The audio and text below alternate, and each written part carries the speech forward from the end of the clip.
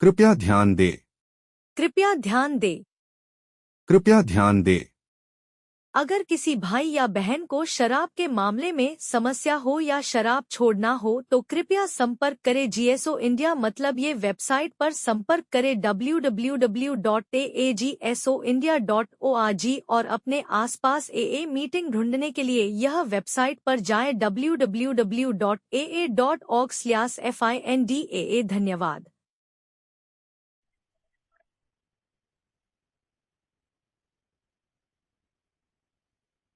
नमस्कार दोस्तों, मेरा नाम मुकेश है और मैं एक शराबी हूँ।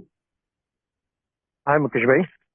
हाय आज मुकेश ईश्वर भाई। के आप लोग भाइयों का साथ है, अल्कोहलिक्स एनोनिमस के 36 तत्वों का साथ है जो मैं शराब से दूर रह पा रहा हूँ और इसके बगैर मेरा काम नहीं चल पाता है।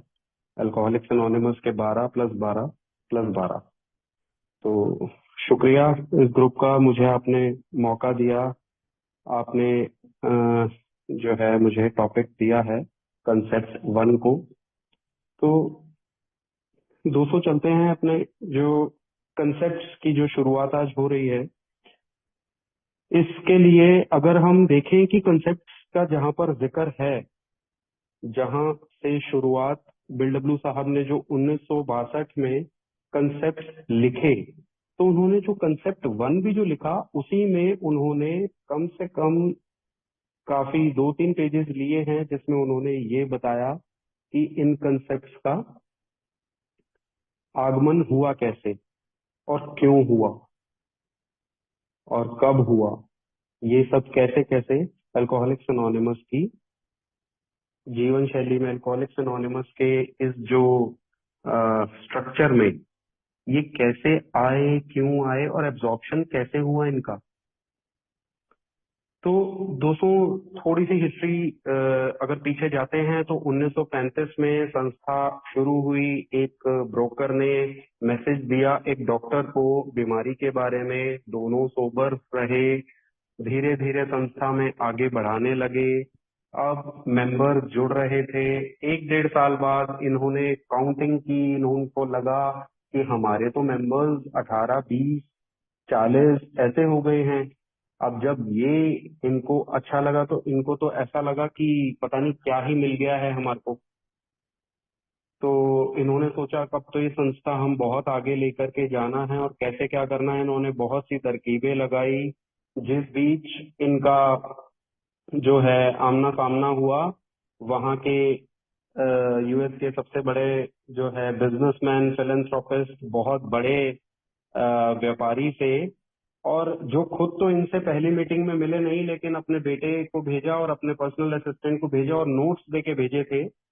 और उन नोट्स में से आज भी जो है धीरे धीरे इस संस्था के परंपराओं की नींव रखी गई थी कहीं ना कहीं। और देखा जाए तो उसके बाद जब आइडिया एक पास हुआ कि बिग बुक जो है एक किताब लिखी जाएगी, लिटरेचर की तरफ इशारा हुआ। हॉस्पिटल का आइडिया खारिज कर दिया गया, मिशनरीज का आइडिया खारिज कर दिया गया। तो जैसे ही बुक का लिखना शुरू हुआ तो बुक के लिखने के कारण कि अब जब हम बुक लिखेंगे इस संस्था में हमें छपवानी भी है, आगे बांटनी भी है, बहुत से काम है और हमें पैसा भी इकट्ठा करना है। तब 1938 में अगस्त में जो है रखा गया, एक फाउंडेशन बनाया गया, अल्कोहलिक फाउंडेशन, जिसको आज हम जनरल सर्विस बोर्ड के नाम से जानते हैं। 1954 में इसका नाम जनरल सर्विस बोर्ड रख दिया गया था। उस समय इसका नाम अल्कोहलिक फाउंडेशन जो एक ट्रस्ट बनाई गई। और कहीं ना कहीं जब ये बिग बुक लिख रहे थे हमारे बिल डब्ल्यू साहब और बाकी के मेंबर्स की हेल्प, जिसमें ज्यादातर तो बिल डब्ल्यू साहब ही लिख रहे थे, तो उसमें अगर आप forward to the first edition देखेंगे तो ट्रेडिशंस का बहुत अच्छा जिक्र है। उसमें ट्रेडिशंस का बहुत अच्छा जिक्र है, फॉरवर्ड में ही आ गया। एक्चुअली तो ट्रेडिशंस जो है 1946 में लॉन्ग फॉर्म आई और 1950-51 में जाकर के पास किए गए। लेकिन अगर कोई भी भाई फर्स्ट एडिशन पहला जो है हमारा ये अगर उसको पढ़ेंगे तो साफ साफ समझ आ जाएगा कि सारी ट्रेडिशंस की बात हो रही है और उसमें काफी हेल्प मिली। स्टेप्स की हेल्प हमें कहाँ से मिली दोस्तों?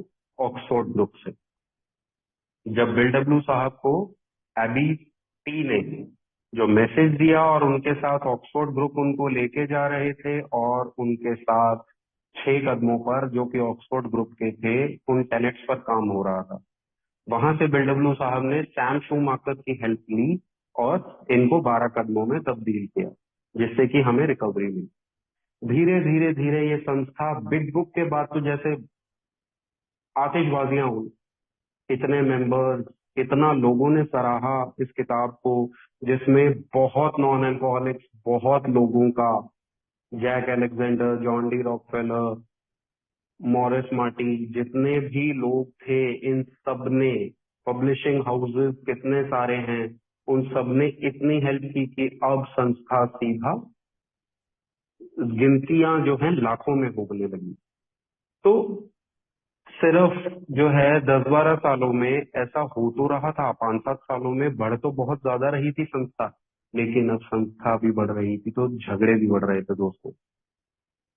काला गोरा, यहाँ पर प्रोटेस्टेंट नहीं बैठेगा, यहाँ पर कैथोलिक नहीं बैठेगा, हिंदू मुसलमान कुछ भी आप नाम दे सकते हैं, झगड़ों के कारण वो यहाँ पर पीके नहीं आएगा, वो मेरी जाति का नहीं है, वो यहाँ नहीं बैठेगा, इस मीटिंग में आप ये जिक्र क्यों करते हो, आप ये ऐसे क्यों कर देते हो।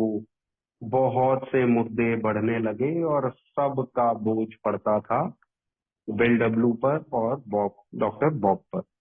अब ये बोझ पड़ता था, धीरे धीरे बिल डब्ल्यू साहब ने देखा कि ये तो संस्था टूट जाएगी, एए खत्म हो जाएगा।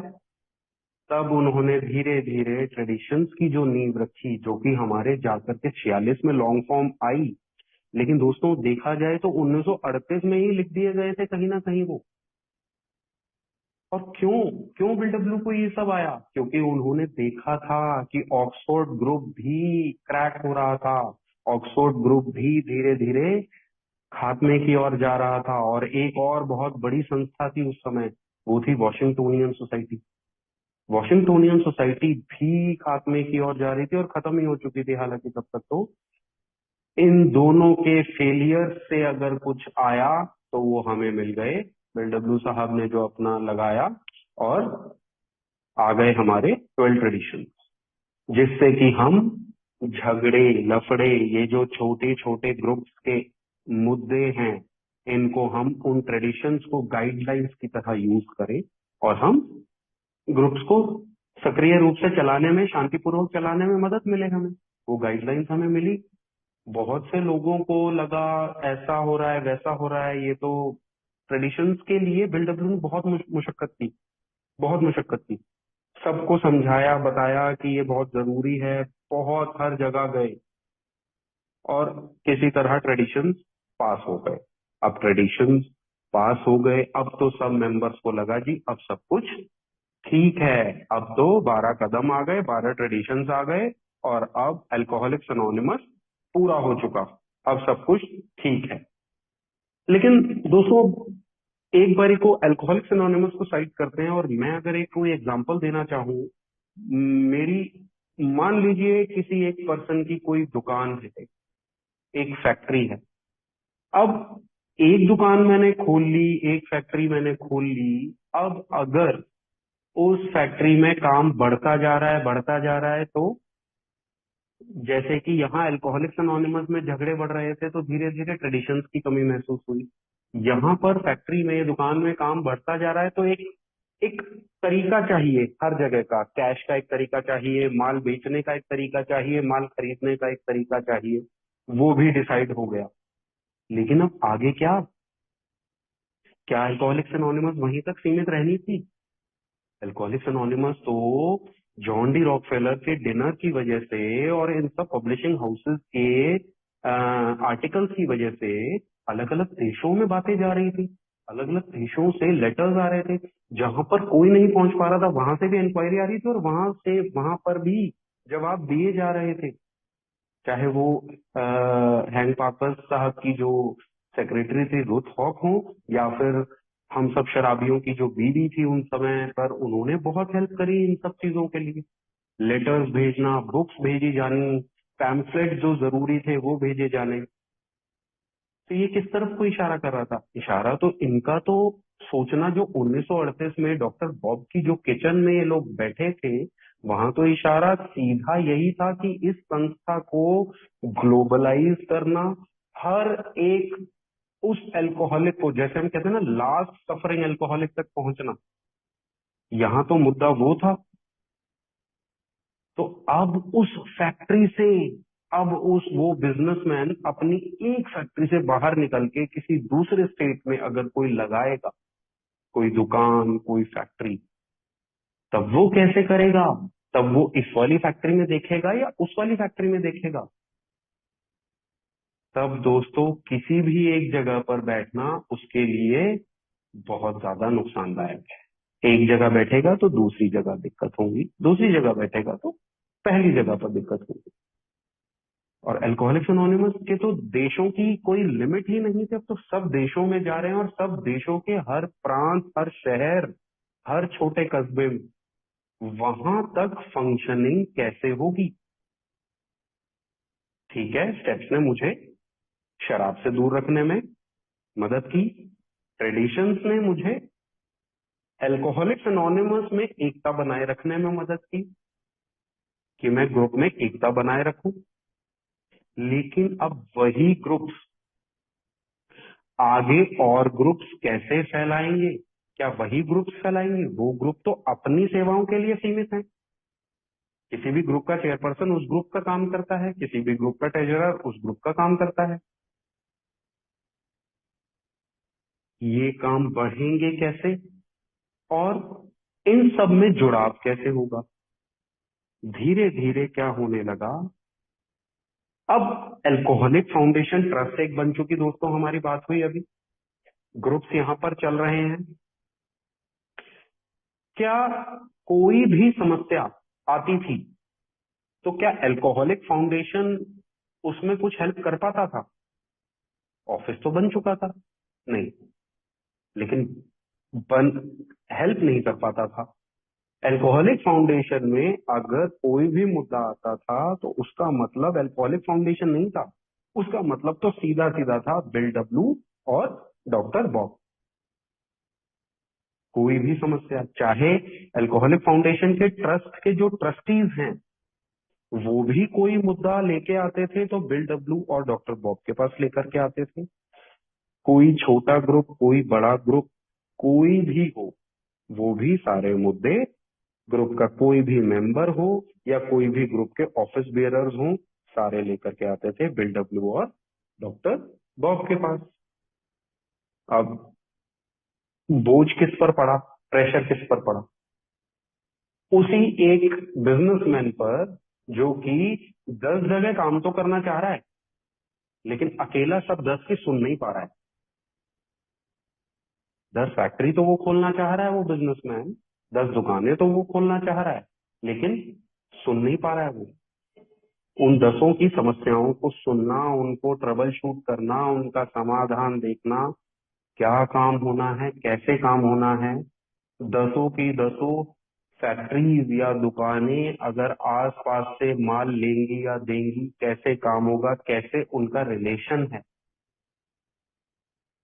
वो सब नहीं हो पा रहा था क्योंकि एक आदमी नहीं कर पाएगा।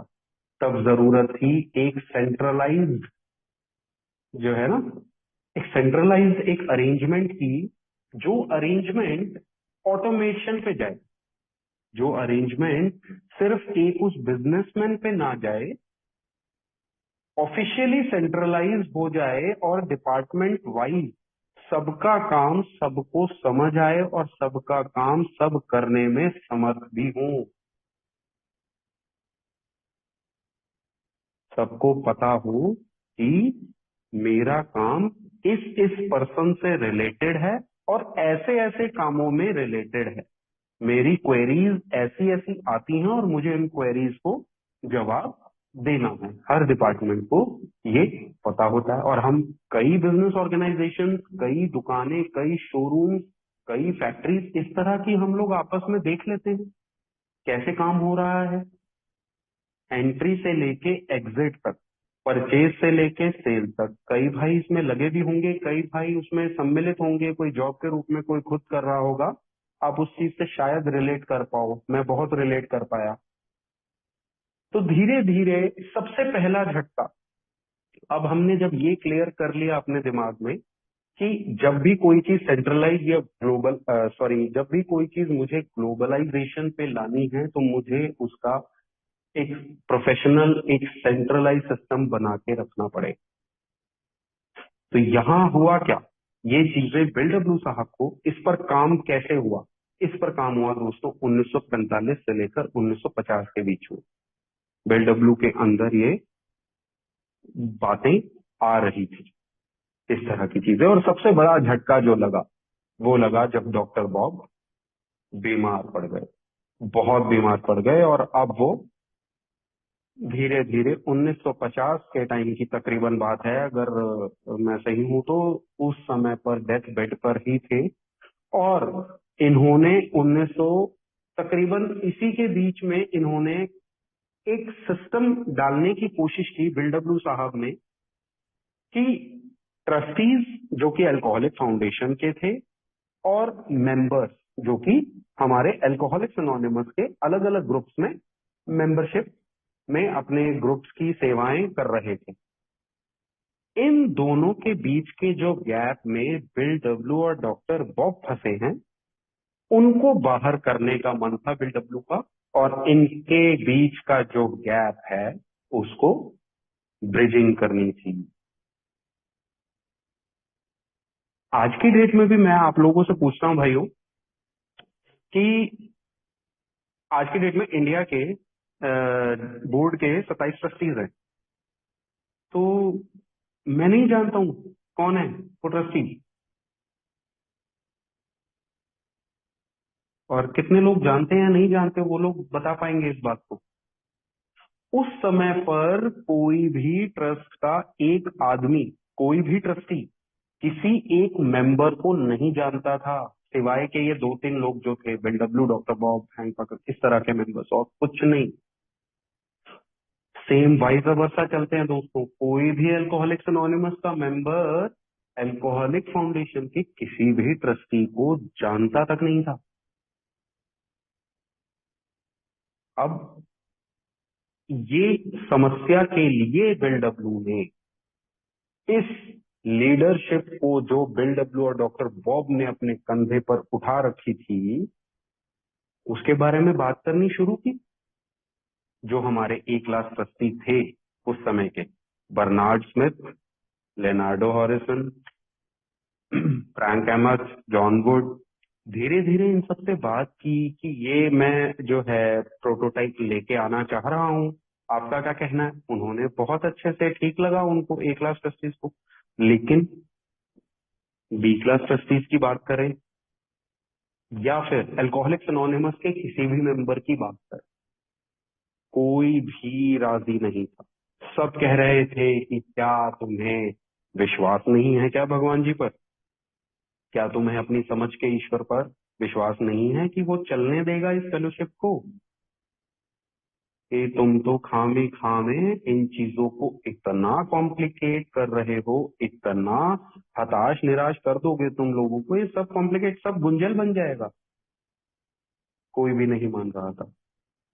बिल डब्ल्यू एक तरफ खड़े थे और कहीं ना कहीं डॉक्टर बॉब स्पिरिचुअलिटी में तो बहुत आगे थे, इसीलिए रिवोल्ट या ये सब चीजें वो नहीं करते थे, लेकिन कहीं ना कहीं वो भी उतने उनको ठीक नहीं लग रहा था, और कुछ वो बीमार भी थे।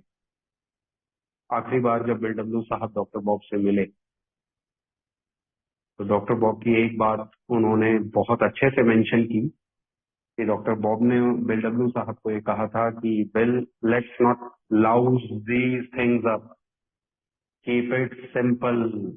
उस समय इतनी कंट्रोवर्सीज, इतने झगड़े चल रहे थे कि कॉन्फ्रेंस सिस्टम जो गैप बीच का है वो गैप भरने के लिए बिल्डब्ल्यू के पास जो प्रोटोटाइप था, कॉन्फ्रेंस सिस्टम जो था, वो जो है डॉक्टर बॉब कह रहे थे इसको सरल रखो, हो जाएगा, करना है कर लेना, लेकिन इसको सिंपल रखो। वो बात बिल्डब्ल्यू की जो लिखी हुई, डॉक्टर बॉब की कही हुई, वो आज तक हमारे लिए भी बहुत काम करती है और जीवन के हर एक क्षेत्र में, हर एक मुद्दे में काम करती है। अब बिल्डब्ल्यू ने किसी तरह कॉन्फ्रेंस सिस्टम जो है स्टार्ट कर तो दिया। 1951 में जो हमारी कॉन्फ्रेंस सिस्टम स्टार्ट हुई, उसमें अगर किसी का हाथ है तो वो सबसे आगे थे बर्नार्ड स्मिथ। अगर वो नहीं होते तो ये कॉन्फ्रेंस सिस्टम, मतलब बिल्डब्ल्यू तो शायद अकेले पड़ जाते, ऐसा मुझे लगता है। तब ये कॉन्फ्रेंस सिस्टम स्टार्ट हुई और लियोनार्डो मॉरिसन ने भी बहुत हेल्प की, बहुत हेल्प की। ये दो लोग जो थे, इन्होंने ही अल्कोहलिक्स एनोनिमस की ये जो कॉन्फ्रेंस सिस्टम हुआ 1951 में, जब अच्छा ये बोल दिया गया कि ऐसा करते हैं, एक्सपेरिमेंटल बेसिस पे कर देते हैं। 1951, 52 और 53 ये एक्सपेरिमेंट के तौर पर की गई और धीरे धीरे धीरे धीरे इसके भी एक्सपीरियंसेस आने लगे। अब अब देखिए दोस्तों, ट्रेडिशंस की हमने जो इलस्ट्रेशन करते हैं हम, वहां पर साफ साफ क्या दिखा रहा था हमारे को कि एक्सपीरियंसेस जो हैं हमने भट्टे में डाले, हमने बड़े भट्टे में एक्सपीरियंसेस डाले, वो पक पक के जो हमारी पानी बॉयल हुआ, उसका जो अर्क निकला, वो अर्क हमारे 12 ट्रेडिशंस के रूप में आज दिखते हैं हमारे को। ऐसे ही सेम वो एक्सपीरियंसेस, वो सारी चीजें जो हमारी 12 ट्रेडिशंस में डिस्टिलेशन आप देख रहे हो, कि वो एक्सपीरियंस अर्क बन के पहुंचा 12 ट्रेडिशंस के रूप में और हमें मिल गया। सब कुछ ट्रायल एंड एरर से हुआ, सब कुछ जो हुआ वो ट्राई अगेन मेथड से हुआ। अब सेम कंसेप्ट का बिल डब्ल्यू साहब के दिमाग में तो शुरू से आ गया था, जब 1945 से ही वहां दिमाग में डलनी शुरू हुई चीजें कि अब अगर अलग अलग देशों में ये जाएगी तो ये कैसे जाएगी, ये कोई प्रोटोटाइप चाहिए, कोई प्रॉपर तरीका चाहिए। अब एल्कोहलिक फाउंडेशन तो बन गई, ठीक है। अब यहाँ पर हम सर्विस मैनुअल पर अगर आ जाएं तो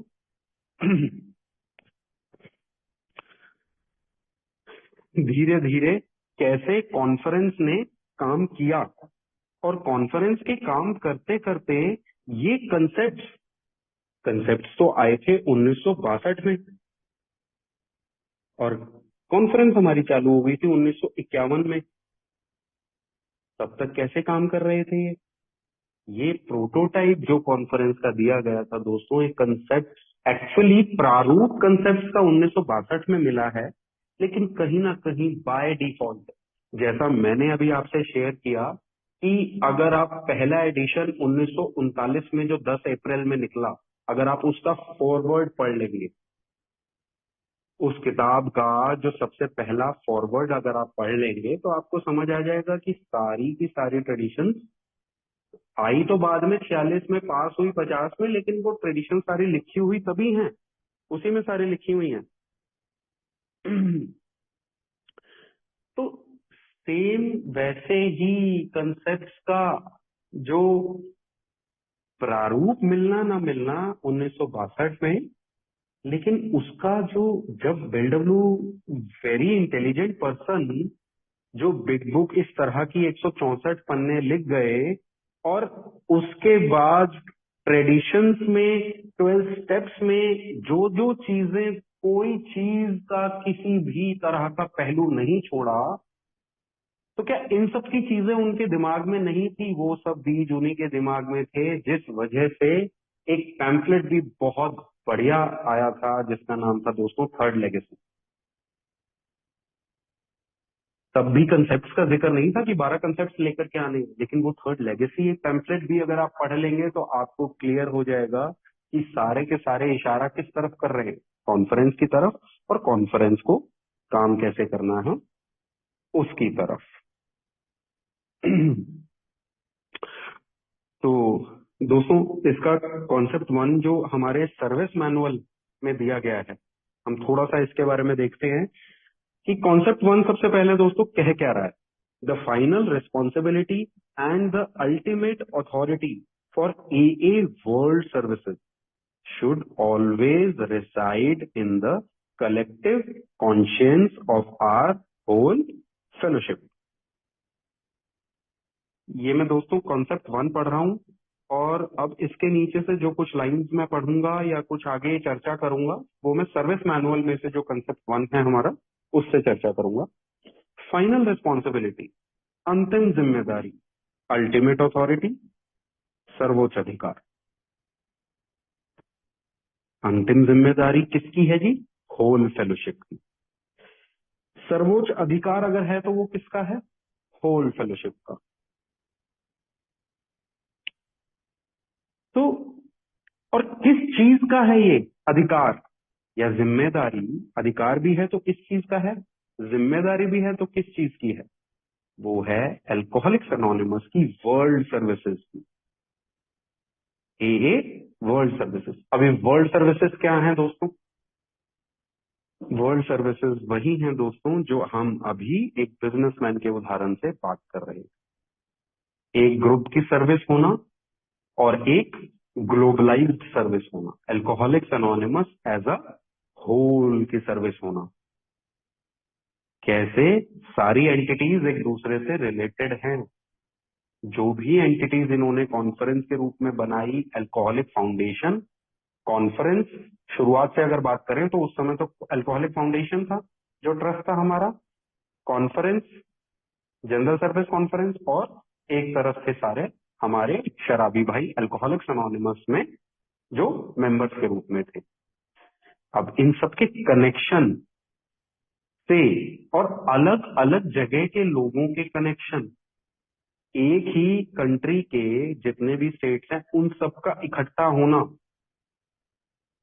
वो सारी कहाँ रिसाइड करेगी? वो सारी जिम्मेदारी, वो सारी अथॉरिटी इन सब सर्विसेज की कहाँ पे होगी? वो होगी जी होल फेलोशिप के पास। सारी फेलोशिप, सारी फेलोशिप बोले तो ग्रुप्स। और दोस्तों एक बात बीच में रह गई है साफ साफ, ग्रुप्स के पास, क्योंकि जैसे ही मैंने ये पढ़ा था बहुत पहले जब मैं कंसेप्ट से वाकिफ हुआ था, तो तब मुझे एकदम से चिंता हो गई थी कि यार एक ग्रुप में अगर फैसला ले लिया गया गलत तो क्या होगा। एक ग्रुप ने गलत फैसला ले लिया, एक ग्रुप कह रहा है जी हम इस अल्काथॉन को, इस चीज को हम नहीं मानते हैं, हम नहीं समझते हैं इसको ठीक। तो वो ग्रुप अगर गलती कर रहा है तो क्या मान ली जाएगी? नहीं दोस्तों, तब आएगी ये बात जो सबसे इंपॉर्टेंट है इस कंसेप्ट के लिए, collective conscience of our whole fellowship. Conscience दोस्तों, कॉन्शियंस वोटिंग नहीं है। कॉन्शियंस ये नहीं है कि मेरा वोट इसको जाएगा, मत नहीं है कॉन्शियंस। कॉन्शियंस अंदर की आवाज। कॉन्शियंस है वो जो मेरा सद्बुद्धि जो मैं 12 कदमों में भगवान जी से, ईश्वर से, अपनी समझ के ईश्वर से लेके आया हूं ना, उसके बाद जो मेरे अंदर की आवाज मुझसे बोलती है वो है कॉन्शियंस। अब ये कॉन्शियंस हर मेंबर की और क्या होगी इस पर हम आगे, अभी कलेक्टिव कॉन्शियंस भी अकेली काम नहीं देगी जब तक कि हम लोग वेल इन्फॉर्म नहीं होंगे। इस बारे में अभी हम आगे बात करते हैं। फिलहाल हम ये पहली लाइन में पढ़ने जा रहा हूं, the A groups today hold ultimate responsibility and final authority. दोस्तों कंसेप्ट 1 में ऊपर देखें तो क्या बोल रहा है? Final responsibility and the ultimate authority. और नीचे देखें तो क्या बोल रहा है जी? A groups today hold ultimate responsibility and final authority. कहने का तात्पर्य है बिल डब्ल्यू साहब, जो मुझे समझ आता है कि रिस्पॉन्सिबिलिटी मेरे लिए फाइनल भी है और अल्टीमेट भी है। सबसे ऊपर अगर मुझे रखना है तो रिस्पॉन्सिबिलिटी को रखना है, और अगर किसी की जिम्मेदारी, किसी की रिस्पॉन्सिबिलिटी फाइनल है, अंतिम है, तो वो मेरी ही है रिस्पॉन्सिबिलिटी। उंगलियां चलाने से काम नहीं होगा। उसने नहीं किया, उसने नहीं किया। सेम अथॉरिटी सबसे ज्यादा, सबसे सर्वोच्च पर अगर है तो वो मेरी ही है, और फाइनल है, अंतिम है, तो वो मेरी ही है। उसमें जीएसओ नहीं है कहीं पे भी, उसमें मैं ही हूं, बट कलेक्टिवली, एस्टेरिस्क साइन मैं तो हूं लेकिन collectively, being in the group, being in the fellowship, मेरे पास ये सब कुछ है। वेल इन्फॉर्म्ड अगर मैं हूं, सही जानकारी, सही तरीका भी, आगे बहुत अच्छा लिखा है इस बारे में, आगे से पढ़ते हैं। तो दोस्तों, ये जो लीडरशिप ट्रांसफर की गई थी उसके बारे में आगे बोल रहे हैं। ये एक लाइन के बाद में पढ़ रहा हूँ। The groups assume that responsibility at the Saint Louis international convention of 1955 on behalf of, Bill W साहब अब क्या बोल रहे हैं देखिए, on behalf of doctor Bob, the trustees and the AA's old time leaders, I made the transfer of world service responsibility to our entire fellowship. अब मैं Bob, doctor Bob के बिहाफ पर, ट्रस्टीज के बिहाफ पर, जितने भी Alcoholics anonymous के leaders हैं, मेंबर्स हैं, उन सब के बिहाफ पर मैं अब ट्रांसफर कर रहा हूं ये सारी सर्विस, ये सारी रिस्पॉन्सिबिलिटी, सारी की सारी ग्रुप्स को, आप लोगों को। अब ये क्या चीजें दे रहे थे? सब कंफ्यूज्ड, क्या चीजें ये दे रहे थे? वो चीजें ये थी कि यूनिफॉर्म एए लिटरेचर का मेरे पास होना, पब्लिक रिलेशंस कैसे डील करेंगे हम बाहर सोसाइटी से, बाहर गवर्निंग लॉज से, पब्लिक रिलेशंस हमारी पॉलिसी, प्रेस, मीडिया, हम क्या करेंगे? जो हमारे पास इंक्वायरीज आती हैं हेल्प के लिए, कोई हमारे को हाथ मांगता है, उसके लिए एए क्या तैयार है? उसके लिए क्या एए आगे बढ़कर के काम कर रहा है? और सबसे जरूरी था कि हम नेशनल लेवल से इंटरनेशनल लेवल पे सक्सेस कैसे पा पाए, कैसे हम लोग ये देख पाए कि जैसे हमारा ग्रुप अब यूनाइटेड होके अच्छा चल रहा है, सेम वैसी चीजें ओवरऑल 100 ग्रुप, 200 ग्रुप, एक शहर के, एक कंट्री के 5000 ग्रुप, 1000 ग्रुप, 2000 ग्रुप, और फिर दूसरी कंट्री के भी वो सारे ग्रुप, क्या ये सब एक तरीके से, एक सार तरीके से चल पाएंगे? उस वजह से वो सारी चीजें जो मेरा ग्रुप नहीं कर सकता, वो काम है ट्रस्ट का, वो काम है बोर्ड का, जनरल सर्विस बोर्ड का, और वो काम है कॉन्फ्रेंस का। जब सब कुछ ठीक हो गया, ये कॉन्फ्रेंस अब चालू हो गई, तो इन्होंने अब इसको परमानेंट रखने के लिए, अगर हम देखें दोस्तों, परमानेंट, मैंने पेज जो है, पेज नंबर 6 कर लिया है। अब पेज नंबर 6 और 7 पे हम बात करेंगे। तो अब जनरल सर्विस कॉन्फ्रेंस जो वर्ल्ड सर्विस देगी, ताकि वो परमानेंट भी रहे, तो उसको भी कुछ चीजें ऐसी चाहिए जो कि हम क्लैशेस से बचे रहे, वो क्लैशेस ना हो। तो ट्रेडिशन 2 हमारा बेस बन गया।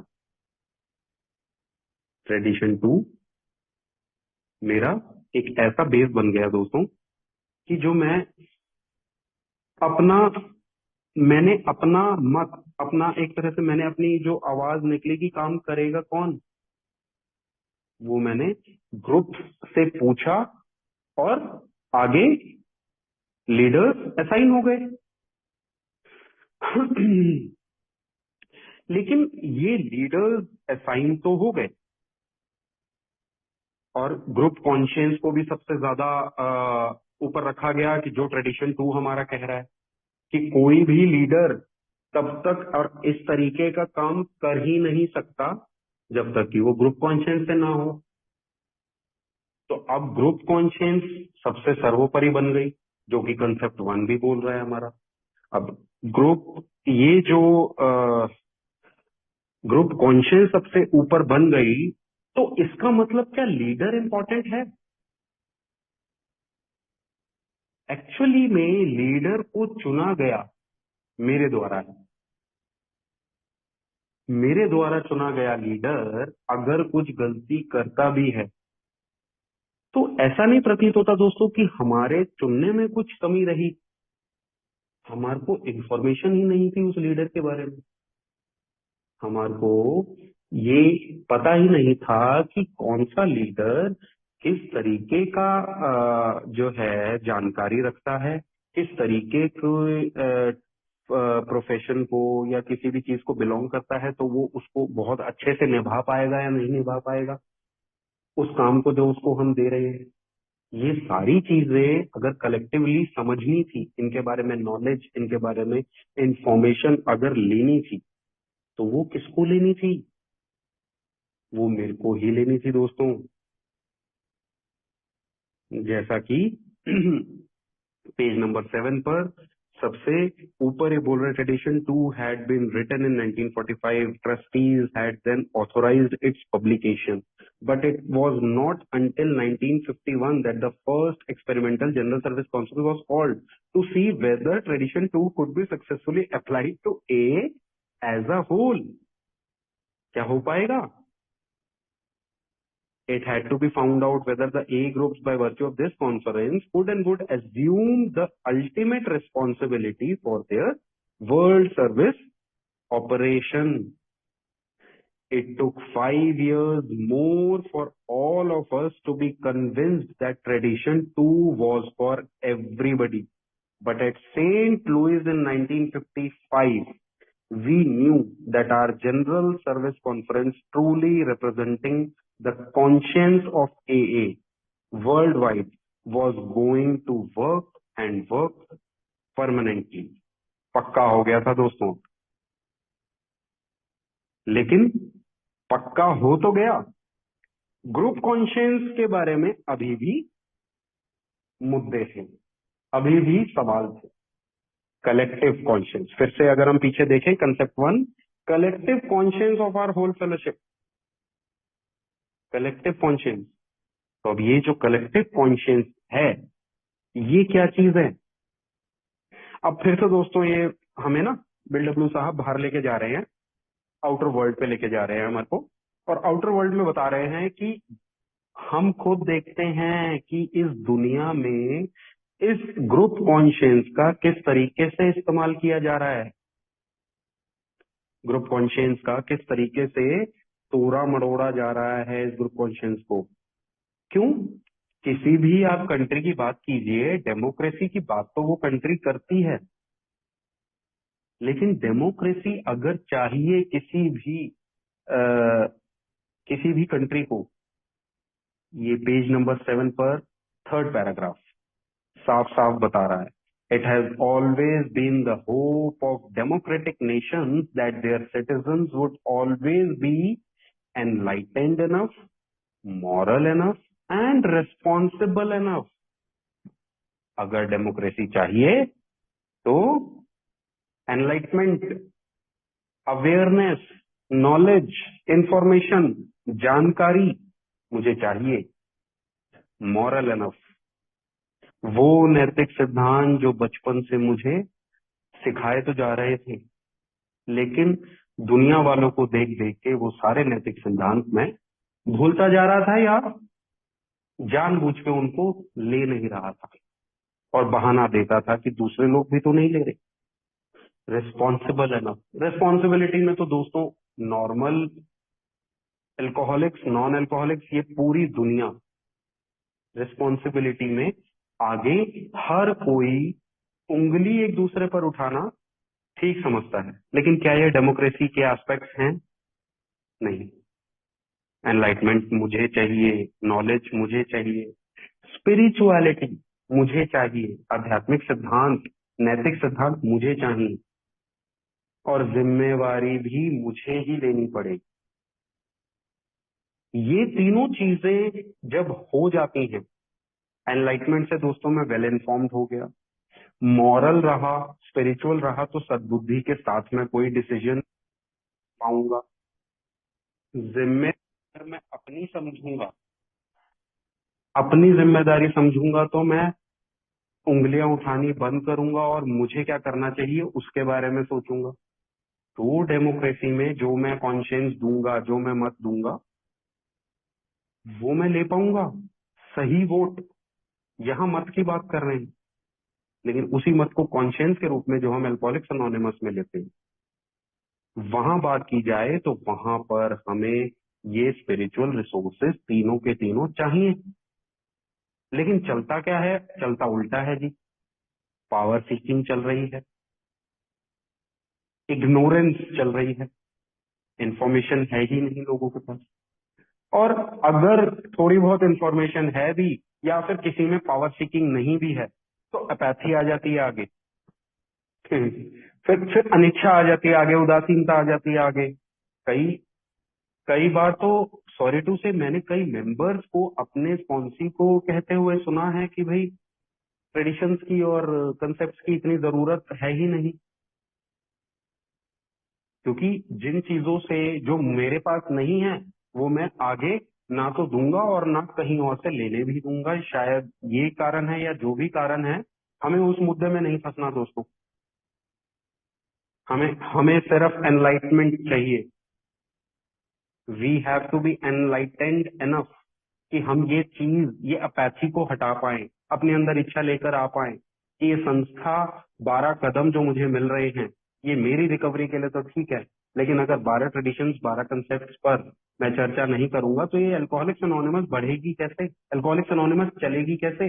उस अल्कोहलिक के लिए जो पोटेंशियल है, उस अल्कोहलिक के लिए जिसके पास दूर दराज तक ए का कोई मैसेज कुछ है ही नहीं उस प्रांत में। या फिर दोस्तों सबसे जरूरी, जो बर्नार्ड स्मिथ ने बोला था एक कॉन्फ्रेंस में, कि जो आने वाली हमारी नस्लें, अल्कोहलिक्स की नस्लें, नॉन अल्कोहलिक्स की नस्लें, कहाँ पर कौन अल्कोहलिक पैदा होगा, किस सदी में पैदा होगा, उसके लिए ए क्या तैयार है? उसके लिए कॉन्फ्रेंस के लिए उन्होंने बहुत अच्छी बात की थी जब उन्होंने कॉन्फ्रेंस को इंट्रोड्यूस किया था। तो ये स्पिरिचुअल रिसोर्सेज, सही दिशा निर्देश और कलेक्टिव इंटेलिजेंस, हम सब की एक जो सद्बुद्धि होगी, आपकी सद्बुद्धि, मेरी सद्बुद्धि इकट्ठी होकर के जो जाएगी, और जो फिर इंटेलिजेंस जो उसमें से कॉन्शियंस निकलेगी, क्या बात होगी, चार चांद लग जाएंगे मेरे ख्याल से। नहीं तो फिर तो डिक्टेटरशिप है और कुछ भी नहीं है। लास्ट पैराग्राफ दोस्तों, therefore we believe that we see in our fellowship a spiritualized society characterized by enough enlightenment, enough responsibility and enough love of man and of God to ensure, ये तीनों चीजें जिसके बारे में अभी हम बात करके आए हैं, ये क्यों? क्योंकि हमें इंश्योर करना है कि हमारी वर्ल्ड सर्विस की डेमोक्रेसी जो है कायम रहेगी। We are confident that we can rely upon tradition two our group conscience and its trusted servant. अगर इस सूरत में हम अगर लेते हैं इसको, ग्रुप कॉन्शियंस को, जो मैं आपसे कहना चाह रहा हूं, अगर ये सारे टिक्स लगे हुए हैं, ये चेकलिस्ट लगे हुए हैं, तो फिर तो हम रिलाय कर सकते हैं बहुत अच्छे से, इन ट्रस्टेड सर्वेंट्स पर भी रिलाय कर सकते हैं, और ग्रुप कॉन्शियंस पर भी रिलाय कर सकते हैं। Hence, it is with a sense of great security that we old-timers have now fully vested in AA's General Service Conference the authority for giving shape through the labors of its chosen delegates, trustees, service workers, to the destiny that we trust God in His wisdom is holding in store for all of us. तो अब पूरा पूरा विश्वास, पूरा पूरा मंसूबा, पूरी पूरी जो है रिस्पॉन्सिबिलिटी किसको दे दी गई है? डेलीगेट्स को, ट्रस्टीज को, सर्विस वर्कर्स को, कि अब आप लोग चलाओ। दोस्तों अब बात करते हैं हम लोग इलस्ट्रेशन की। Alcoholics Anonymous has been called an upside down organization। आज तक दोस्तों मुझे क्या लग रहा था, जब मैंने आकर के यहाँ पर ये भारी भारी वर्ड सुने थे ना 2019 में जब मैं आया था यहाँ पर, तो बड़े भारी भारी वर्ड सुने थे। 12 traditions, 12 concepts, GSO, Mumbai, Delhi, inter group, इस तरह के जो भी वर्ड्स आते थे, तो मेरे दिमाग में क्या ख्याल आता था, यार ये तो बड़े पावरफुल होंगे ये सब चीजें ना, ये तो बहुत बड़ी एंटिटीज हैं, बड़े बड़े ऑर्गेनाइजेशन होंगी ये सारी, जहां जीएसओ, जनरल सर्विस बोर्ड, थोड़ा थोड़ा आइडिया बताने लगे कुछ मेंबर्स, तो बड़ी ऐसा घबराहट से होने लगी कि वो तो बहुत अच्छे पोजीशन पर है और मैं तो मेंबर हूँ। लेकिन ये साफ साफ यहाँ पर पहली ही लाइन बता दे रही है, इस चित्र को जो इन्होंने चित्र दिखाया है, सबसे ऊपर अगर कुछ है तो ग्रुप्स हैं, इन्वर्टेड पिरामिड है हमारी organisation, because the ultimate responsibility, final authority तो ग्रुप्स के पास है। अच्छा, अब ग्रुप्स की बात आई है तो दोस्तों एक पैम्फलेट आता है हमारा द ए ग्रुप, उसमें भी बहुत अच्छे से इंट्रोडक्शन दिया गया है, कभी आप पढ़ना चाहें तो बहुत अच्छे से कंसेप्ट 1 के बारे में साफ साफ बताया गया है कि एंटायर स्ट्रक्चर किस पे डिपेंड करता है, या तो कॉन्शियंस पे डिपेंड करता है या फिर पार्टिसिपेशन पर डिपेंड करता है। ग्रुप्स का ग्रुप पार्टिसिपेट करेंगे, और एक और बहुत खूबसूरत बात इसमें लिखी हुई है कि ये सारे ग्रुप्स जो भी काम करते हैं उसका एक रिपल इफेक्ट जाता है। तो रिपल इफेक्ट, अगर तरंगे अच्छी जानी है एक ग्रुप के किसी भी डिसीजन से दूसरे ग्रुप पे अच्छी तरंगे जानी है, तो दोस्तों फिर वही बात आ गई जो मैं आपसे जिक्र करना चाह रहा था, वेल इन्फॉर्म्ड कॉन्शियंस होनी चाहिए, तो रिपल इफेक्ट भी अच्छा जाएगा। दूसरा पैराग्राफ लेते हैं दोस्तों। In concept 1 Bill traces how this came to be. The first step in 1938 was the creation of trusteeship, जिसके बारे में हमने बात की, अल्कोहलिक फाउंडेशन, बाद में नाम रखा गया जनरल सर्विस बोर्ड। ये बना क्यों था वो बता रहा है, to perform the services the groups could not do for themselves, जो मैं अभी, जैसे कि uniform literature, uniform public information about a के बारे में एक ही बात, वो एक गेम खेलते हैं ना जी, जो इशारों इशारों में बातें करते हैं, तो 10 बंदों को एक लाइन में खड़ा कर दिया जाता है, इशारे से एक बंदा दूसरे को बोलता है, फिर वही इशारा दूसरे बंदा तीसरे को बोलता है।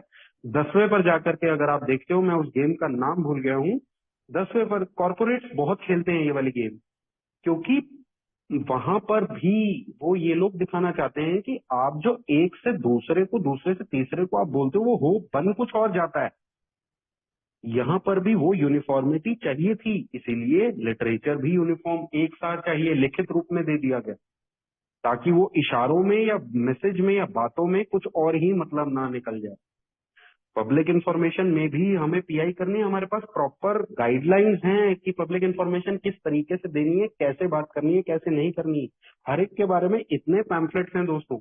हैंडलिंग प्लीज फॉर हेल्प, कोई इंक्वायरी, कोई हेल्प आएगी, उसके लिए क्या करना है, नेशनल मैगजीन्स कैसे छापनी है, carrying the message in other languages, सब प्रॉपरली हो रहा है जीएसओ में।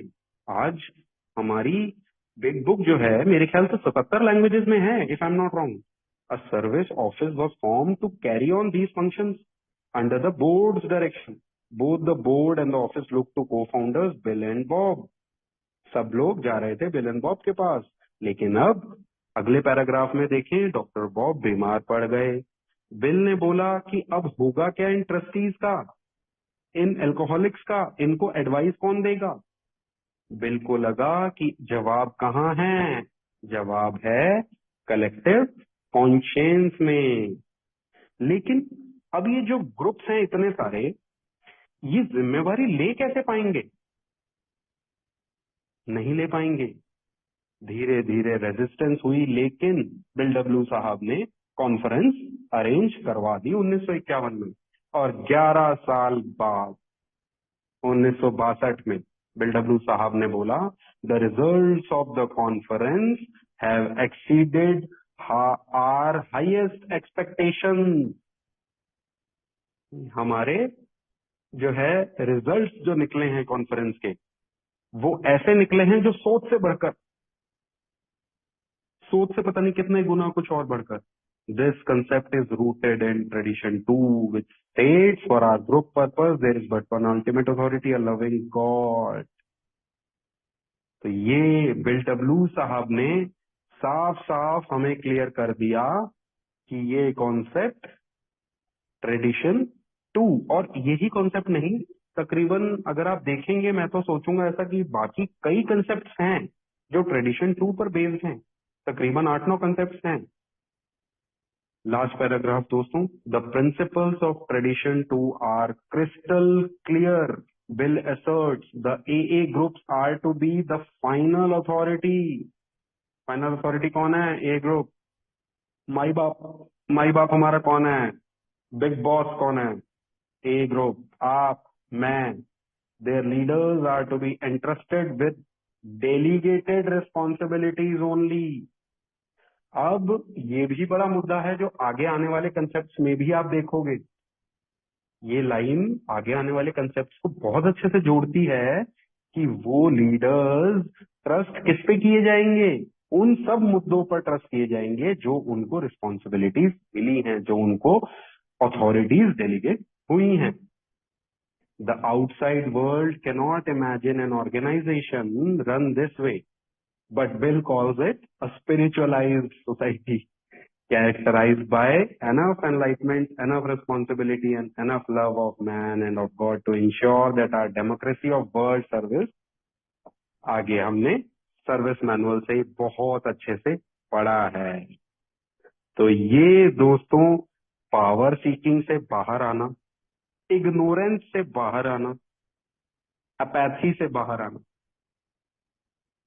मेरी बहुत बहुत बड़ी जिम्मेवारी बनती है, क्योंकि मेरा एक गलत डिसीजन मेरे ग्रुप को खराब कर सकता है, मेरे ग्रुप को खराब कर सकता है, तो आगे और ग्रुप्स जो हैं उनको खराब कर सकता है.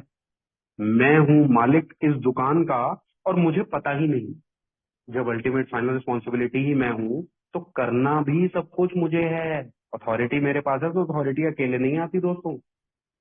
अब मैं ऐसे दिल्ली में चिल्ला नहीं सकता हूँ कि यहाँ पर मिनिस्टर जो है ऐसा हो गया, एमएलए जो है ऐसा हो गया. नहीं, मैं नहीं चिल्ला सकता. भैया मुकेश, तू वेल इन्फॉर्म्ड होता और उस हिसाब से वोट करता ना तू, और वैसे ही इंफॉर्मेशन नॉलेज अगर तुझे लग रहा था तो तू भी फैलाता, उतनी की जितनी हम एक अच्छा एमएलए, अच्छा चुनाव अधिकारी चुन पाते अपने एरिया का. तो अगर मैं अपनी एक दुकान की बात करूं तो मैं एस्केपिज्म में नहीं जा सकता हूं कि मैं स्टाफ पर बात डाल दूं, सबके बहाने दे दूं. नहीं, रिस्पॉन्सिबिलिटी मुझे लेनी है. मुझे साथ मिलके कलेक्टिवली काम करना है उन सबके साथ. ब्लेम गेम से बाहर आने को साफ साफ इशारा. तो दोस्तों ये इलस्ट्रेशन से हमने कंसेप्ट 1 को लिया. अब चेकलिस्ट को ले लेते हैं.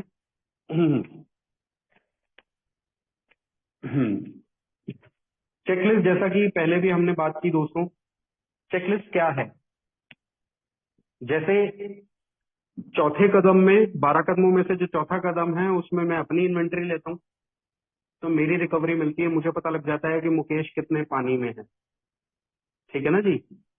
ऐसे ही अगर ट्रेडिशंस की हमने जब चेकलिस्ट की थी तब हमने ये देखा था कि ग्रुप कितने पानी में है. उस मुद्दे को लेकर के मान लीजिए जब हमने ट्रेडिशन 1 की थी चेकलिस्ट, तो हमने साफ साफ देखा था कि क्या ग्रुप यूनिटी रखने में कामयाब हो पा रहा है, नहीं हो पा रहा है, और कर भी रहा है, मंशा है भी ग्रुप की मेंबर्स की. वो सब सवाल मुझे अपने खुद से पूछने थे. ग्रुप को कलेक्टिवली अपने आप से पूछना था. सेम वैसे ही कंसेप्ट्स की चेकलिस्ट मुझे दी गई कि ये जो कंसेप्ट मुझे मिला है, ये जो कंसेप्ट मुझे ये मिला है कि चेक करो और बैलेंस करते जाओ, इसमें मैं कहां कहां पे लैग कर रहा हूं. अब ग्रुप को अपनी इन्वेंट्री लेनी पड़ेगी इन सब चीजों में, और बीइंग अ मेंबर मुझे भी लेनी पड़ेगी। हर एक क्वेश्चन मुझे खुद अपने आप को अंदर से पूछने को, अंदर से झिझोड़ने को बोल रहा है कि क्या मैं वो सब उस तरीके से कर पा रहा हूं या नहीं। डज, पहला क्वेश्चन लेते हैं दोस्तों, does my group have a general service representative? Do I feel that my home group is a part of A as a whole? पहला प्रश्न का पहला भाग लेते हैं दोस्तों, क्या मेरे ग्रुप के पास जीएसआर है? देखिए दोस्तों, अल्कोहलिक्स एनोनिमस का जो सर्विस स्ट्रक्चर है वो दो तरीके से वर्क कर रहा है। एक जीएसआर के तरीके से, जिस तरीके का अभी चित्र आपने देखा था, उस चित्र में हमने सबसे पहले देखा था ग्रुप सबसे ऊपर है, उसके बाद हमने नीचे देखा डिस्ट्रिक्ट्स लिखा हुआ है, उसके नीचे हमने देखा एरिया असेंबलीज लिखी हुई हैं, और उसके नीचे हमने देखा जनरल सर्विस कॉन्फ्रेंस, और उसके नीचे आप देखेंगे जनरल सर्विस बोर्ड, AAWS। ठीक है ना जी। ग्रुप से जीएसआर डिस्ट्रिक्ट्स में, एरिया असेंबलीज में, और वही फिर वहां से डेलीगेट्स ट्रस्टीज जो है कॉन्फ्रेंस करते हैं, और वहां से जो रेजोल्यूशन, जो डिसीजंस पास होते हैं वो जाते हैं जीएसओ में और जीएसपी में। अब इंडिया में ज्यादातर जगहों पर, मैं बोलूंगा Mumbai, half of the Mumbai शायद जीएसआर के रूप में चल रही है अभी भी, लेकिन ज्यादातर इंडिया में तो जीएसआर नहीं है, क्योंकि हमारे पास इंटर ग्रुप सिस्टम है दोस्तों। तो अगर इसको बिल्कुल सिंपल रख के बात करें, ज्यादा उस चीजों में अभी के लिए ना जाएं, तो हम देखें कि ग्रुप्स के बाद आप ये डिस्ट्रिक्ट्स और एरिया असेंबलीज को छोड़ दीजिए और यहाँ पर अपने इंटर ग्रुप को देखिए।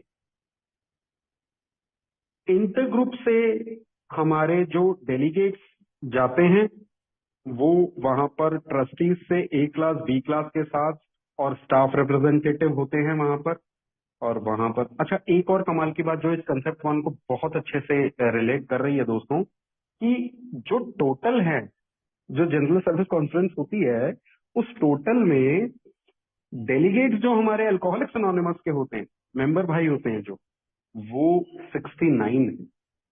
2/3 मेजोरिटी उसकी हमारी एक रखी हुई है सीमा। अब इस चीज को मैं इसीलिए बता रहा हूं यहाँ पर कि collective conscience of our whole fellowship जो है, वो सबसे ज्यादा उसका ध्यान रखने के लिए 2/3 मेजोरिटी जो है डेलीगेट्स को दी गई है।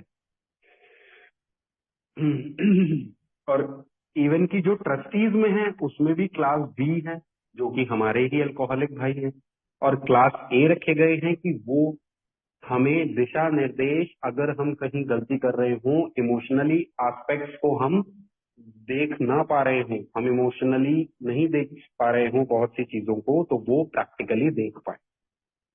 तो ये सारी चीजों में, लेकिन दिख क्या रहा है कि सबसे ज्यादा प्राथमिकता अगर दी गई है तो अल्कोहलिक्स एनोनिमस के ग्रुप्स को, अल्कोहलिक्स एनोनिमस के मेंबर्स को दी गई है, वरना इतनी मेजोरिटी नहीं रखी जाती।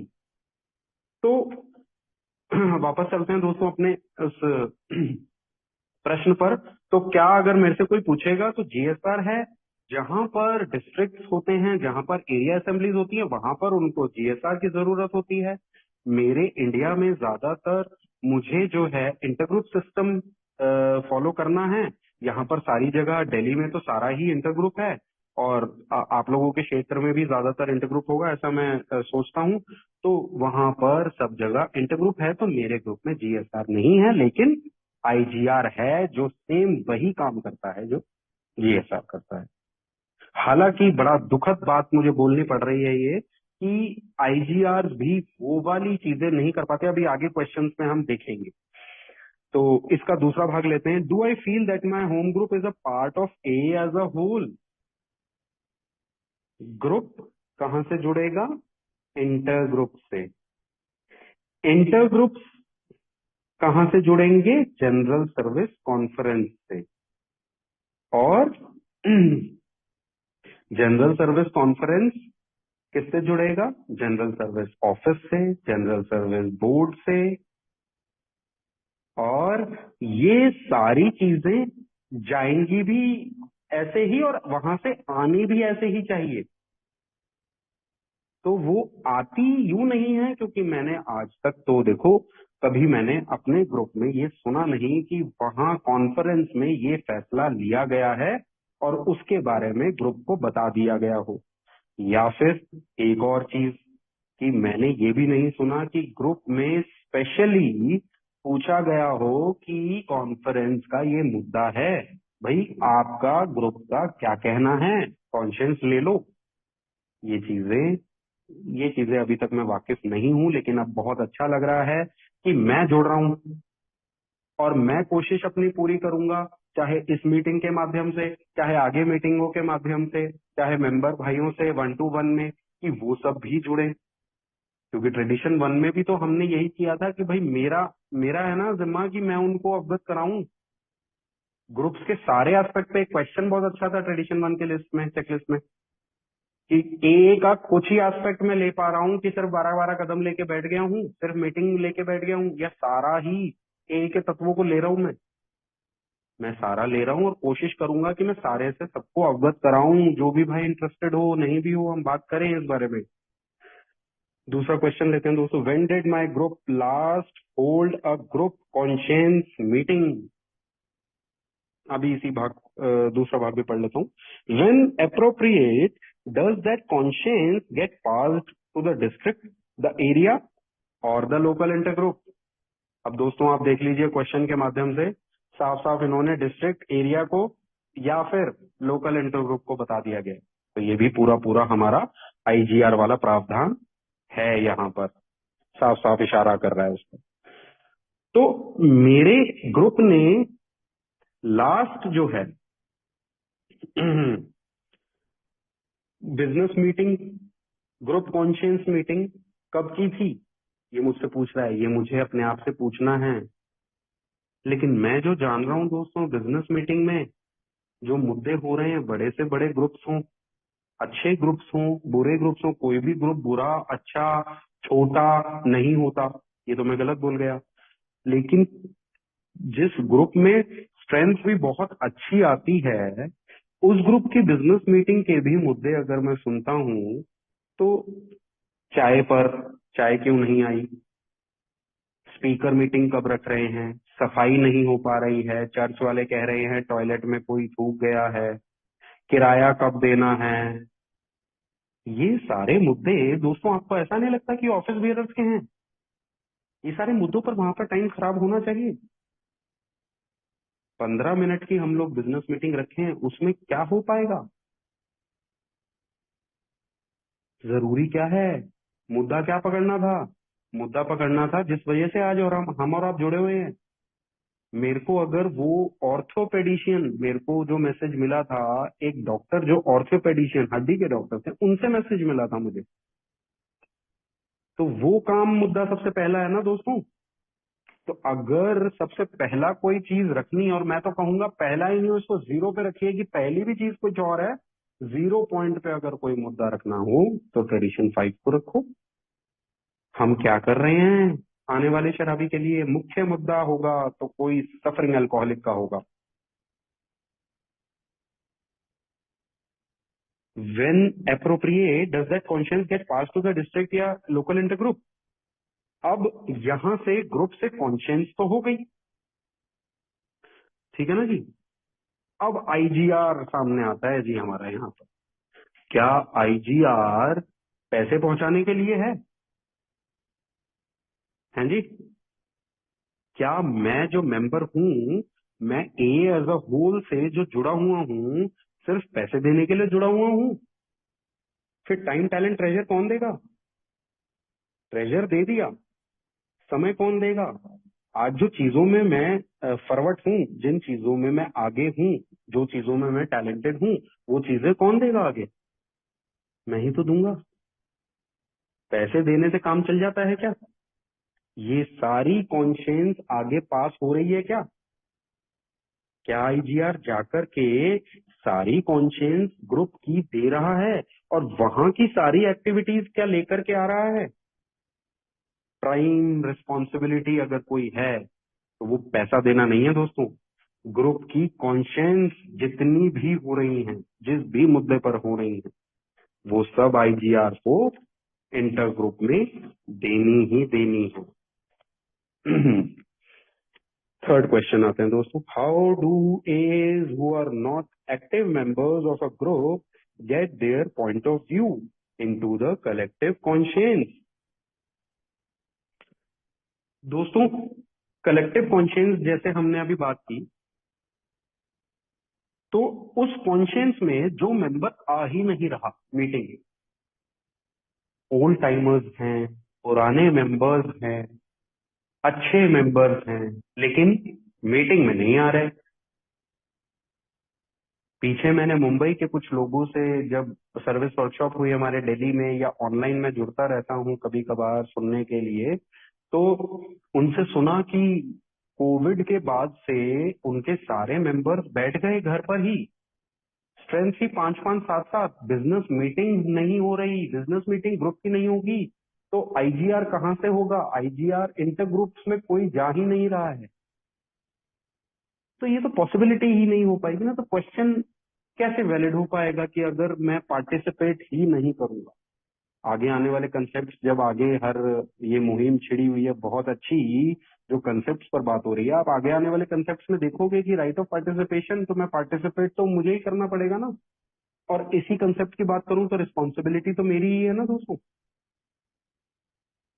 अथॉरिटी है तो रिस्पॉन्सिबिलिटी भी तो है, तो मैं पहुंचूं। एक मुद्दा, हर एक ग्रुप, उसके बाद जो कॉन्शियंस निकल के आती है वही कॉन्शियंस बन जाती है फिर तो। अगर कोई एक्टिव है ही नहीं तो फिर कैसे? कुछ नहीं हो पाएगा फिर तो दोस्तों। इतना जरूर हो सकता है कि मैं पैसिवली जो है, बहुत से मेंबर्स को मैं देखता हूँ कि मैं उनसे फोन पर बात कर लेता हूँ, मीटिंग्स वो कितना जाते हैं नहीं जाते हैं मुझे नहीं पता, लेकिन उनके थ्रू मैं बहुत जो है ट्रेडिशंस को, कंसेप्ट्स को, स्टेप्स को, इन सबको फॉलो कर पा रहा हूँ, इन सबको प्रैक्टिस कर पा रहा हूँ। तो उनके थ्रू पैसिवली तो आ सकते हैं, लेकिन उनकी एक्टिव वॉइस के लिए वो ग्रुप में आएंगे, तभी कुछ हो पाएगा दोस्तों। एट ये फोर्थ क्वेश्चन है, at my group business meetings do we stay alert for any decisions that might affect A as a whole. कोई ग्रुप नया खुल रहा है और किसी हॉस्पिटल में कमरा ले लिया है उन्होंने, अब वो ग्रुप जो है नाम रख रहा है उसी हॉस्पिटल के ऊपर, तो अगर मैं बैठूंगा तो सीधा सीधा मैं उनको ट्रेडिशंस के बारे में अवगत कराने मेरी जिम्मेदारी है, कि ये हमारी अफिलिएशन ना हो जाए, लोगों को प्रतीत ना हो जाए कि ये तो इसी हॉस्पिटल की संस्था है। एक ग्रुप में मैंने सुना, मैं गया नहीं था उस मीटिंग में, मैंने सुना था, काफी चर्चा हो रही थी कि एक स्पिरिचुअल ऑर्गेनाइजेशन से 2 लोगों को बुलाया गया और वो हमारी मीटिंग्स में आकर के हमसे ये पूछ रहे थे कि आप अपने आप को शराबी क्यों बोल रहे हो। ऐसी चीजों में सीधा सीधा अल्कोहलिक का माइंड एक अलग ही टेंजेंट पर, एक अलग ही रिकवरी पे जा सकता है, जो रिकवरी अल्कोहलिक्स एनोनिमस दे ही नहीं रहा। अल्कोहलिक्स एनोनिमस साफ साफ कह रहा है पावरलेसनेस ओवर अल्कोहल, मैं एक अल्कोहलिक हूँ, मैं मानता हूँ मेरा जीवन अस्त व्यस्त हो गया है, मैं अपने आप को याद नहीं दिलाऊंगा तो मेरा इज्म मेरे आगे आ जाएगा। तो इन सब चीजों पर क्या मुझे अलर्ट रह करके और मुझे टोकना है? बिल्कुल टोकना है। दूसरा एग्जाम्पल, एक चर्च ने एक अल्कोहलिक्स एनोनिमस के ग्रुप का किराया बढ़ा दिया, उन्होंने आगे बात नहीं की, दूसरे चर्च ने दूसरे का भी बढ़ा दिया जब उनको ये पता लगा। तो ओवरऑली होता क्या है, ये सब मुद्दे धीरे धीरे, अब एक ग्रुप अगर पैसा दे सकता है दूसरा ग्रुप नहीं दे सकता ना दोस्तों, वो ग्रुप ही बंद हो गया, उन्होंने शिफ्ट किया कहीं और, समय लगा, क्योंकि उनके पास उतना पैसा ही नहीं था उस ग्रुप में कि वो दे पाए रेगुलरली बेसिस पर। तो मुझे अलर्ट भी रहना है और मुझे जिक्र भी करना है। जिक्र करना है मुझे, हाँ, फॉल्ट फाइंडिंग नहीं करनी मुझे, बहसबाजी में नहीं पड़ना, लेकिन मैं हम्बल कंसिडरेट तो हो सकता हूँ, टैक्टफुल तो हो सकता हूँ। उस करके जब मैं बात करूंगा, तो मैं ह्यूमिलिटी के साथ जब मैं बात करूंगा, तो वो गलतियां नहीं गिनवाऊंगा। फिर मैं सोल्यूशन पे बात करूंगा कि ये प्रॉब्लम लग रही है, इसके सोल्यूशन पे बात करते हैं। What is meant by collective conscience of alcoholics anonymous? Is it at work, in my home group, in my area? दोस्तों, कलेक्टिव कॉन्शियंस जिसके बारे में हम अभी बात करते हुए आ रहे थे, क्या होती है ये कॉन्शियंस? हमने बात की अंदर की आवाज। कलेक्टिव कॉन्शियंस, एकजुटता के साथ सबके अंदर की आवाज। फॉर एग्जाम्पल, दिल्ली में 70 ग्रुप्स, एग्जाम्पल ले लेते हैं, आज कुछ और निकलती है, एक ग्रुप निकलती है, एक ग्रुप की वो बोलता है, सारे ग्रुप्स जो बोल रहे हैं, अब उनको कलेक्टिवली इकट्ठा किया जाए तो कितने ग्रुप्स हैं जो क्या बोल रहे हैं? वो कॉन्शियंस, जैसे ही मैंने अभी जिक्र भी किया था आपसे कि जैसे ही मुझे लगा, मैंने कहा एक ग्रुप तो ले लेगा, जब ये कंसेप्ट वन तो सीधा एक ग्रुप को, एक मेंबर को बहुत अच्छी अथॉरिटी दे रहा है, रिस्पॉन्सिबिलिटी दे रहा है, लेकिन साथ ही साथ terms and conditions apply, collective conscience of our whole fellowship. और मैं तो कहूंगा, आप ये मान के चलिए, well informed collective conscience of our whole fellowship, वो होगी कलेक्टिव कॉन्शियंस। उसके लिए हमें क्या करना पड़ेगा? उसके लिए पहले मेंबर्स को एनलाइटमेंट देनी पड़ेगी, जो बिल डब्ल्यू साहब ने लिखा कंसेप्ट वन में। अवेयर करना पड़ेगा, इंफॉर्मेशन देनी पड़ेगी, नॉलेज देनी पड़ेगी सारी, कि भैया ये मुद्दा ऐसे ऐसे है। उसके बाद क्वेश्चन पूछा जाए मीटिंग्स में, ऐसे नहीं कि सीधा क्वेश्चन कॉन्शियंस ले लो जी, नहीं, पहले उस बारे में, उस मुद्दे के बारे में सबको, हर एक मेंबर को अच्छे से अवगत कराने के लिए 2-4 मिनट, जितना भी समय चाहिए, डिपेंड करेगा मुद्दा टू मुद्दा, वो लिया जाए और फिर उस समय को उसमें इन्फॉर्म किया जाए उनको। सारा कुछ जब उनको नॉलेज आ गई हो, उसके बाद फिर उस पर प्रश्न रखा जाए और ग्रुप क्या कहता है, कॉन्शियंस ली जाए। ये हुई collective conscience. Is it at work in my home group? ये मुझे पूछना है अपने आप से कि क्या स्पॉन्सर के कहने पर, मैं जिस मेंबर को पसंद करता हूं, उस मेंबर के कहने पर, या उस मेंबर ने मुझे कुछ कहा नहीं, लेकिन देखता तो मैं उसकी तरफ हूं कि ये क्या करता, जिन जिन लोगों को मैं शुरुआत से आइडियल एक बना लेता हूँ ना, एक मन में बना लेता हूँ कि ये बंदा ऐसा अच्छा है यार, इसकी सुननी है, इसकी ऐसे, क्या मैं उनको देख रहा हूँ, वो कुछ कह नहीं रहा मेरे को, लेकिन बाय डिफॉल्ट दिमाग में वही मेंबर जो कर रहे हैं उस हिसाब से कुछ कर रहा हूँ मैं, या फिर मैं रिस्पॉन्सिबिलिटी लेके इंफॉर्मेशन ले रहा हूँ और उस हिसाब से सारी जानकारी के साथ अपनी कॉन्शियंस दे रहा हूँ, या गैंगबाजी में ही लगे हुए हैं सब लोग? ये मुझे पूछना है अपने आप से। तो हमेशा ही मुझे वेल इन्फॉर्म्ड होना है और उसके बाद मुझे कॉन्शियंस देनी है।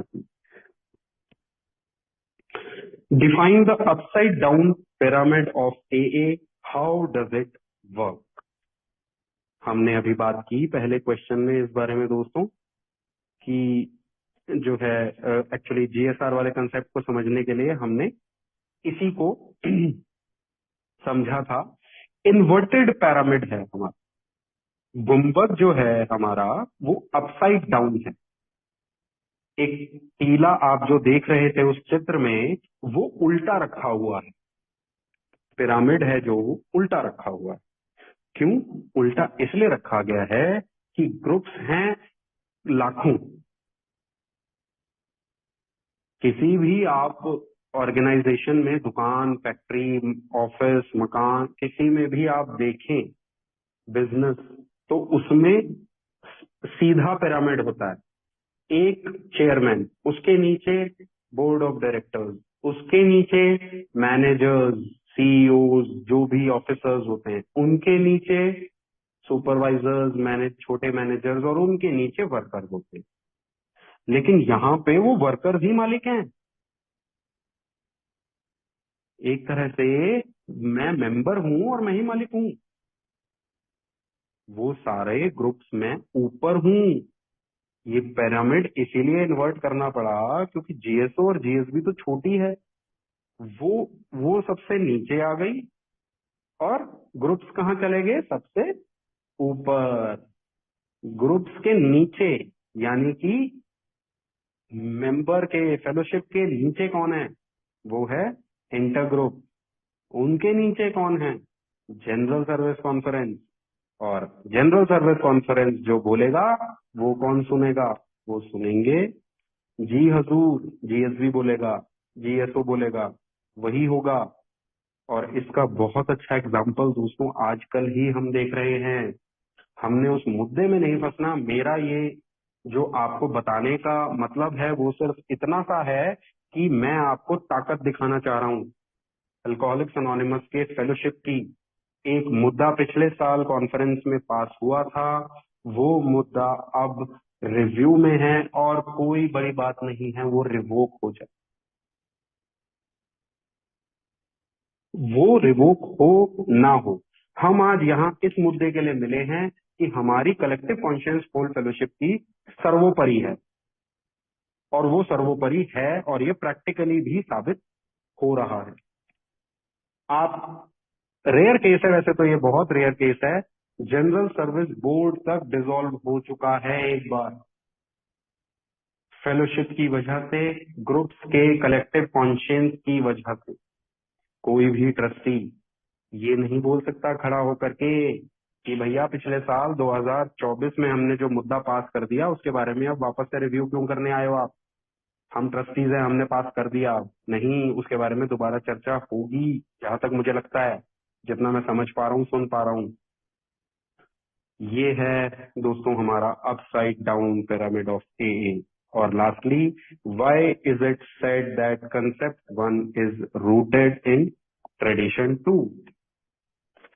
क्योंकि साफ साफ आप ट्रेडिशन टू को अगर आप पढ़ेंगे और कंसेप्ट वन को आप पढ़ेंगे तो साफ साफ आपको समझ आ जाएगा कि सेकंड ट्रेडिशन क्या कह रहा है और फर्स्ट कंसेप्ट क्या बोल रहा है।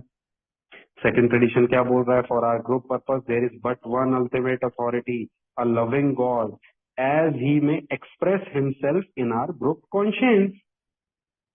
भगवान जी, हमारी समझ का जो ईश्वर है वो हमारी अल्टीमेट अथॉरिटी है, उसके अलावा कोई नहीं है।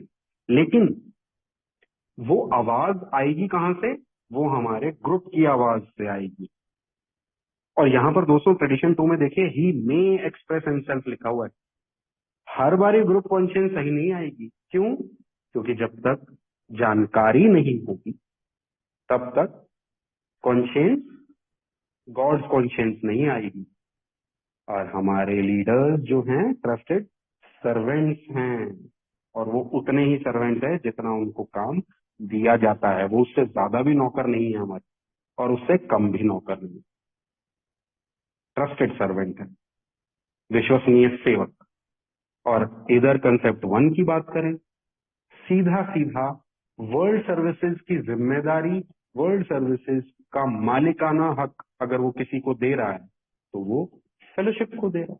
फेलोशिप बोले तो मेंबर, फेलोशिप बोले तो ग्रुप। ट्रेडिशन टू में ही नहीं जड़ें, कंसेप्ट वन की जड़ें ट्रेडिशन टू में ही हैं। साथ में सिर्फ कंसेप्ट वन की ही नहीं, बहुत से कंसेप्ट, 8-9 कंसेप्ट जिनकी जड़ें ट्रेडिशन टू में हैं। जो बात ही कॉन्शियंस की, लीडरशिप की हो रही है, सारा का सारा कंसेप्ट ट्रेडिशन से ही निकला है। कहीं ना कहीं हम कह सकते हैं दोस्तों ये वाले 8-9 कंसेप्ट को ट्रेडिशन टू से। तो ये कॉन्सेप्ट वन की चेकलिस्ट थी दोस्तों, और थैंक यू वंस अगेन, आप लोगों ने मुझे सुना। Thank you.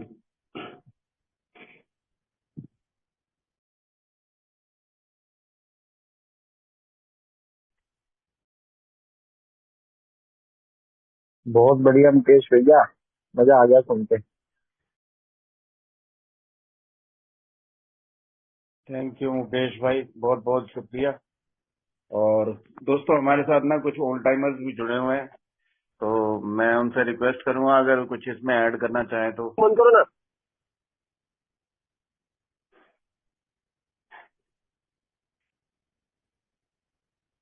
नंदू जी, क्या आप कुछ ऐड करना चाहेंगे? यमन भाई रिकॉर्डिंग बंद करो। अब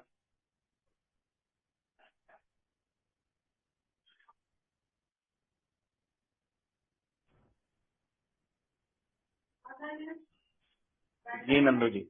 Can you stop recording?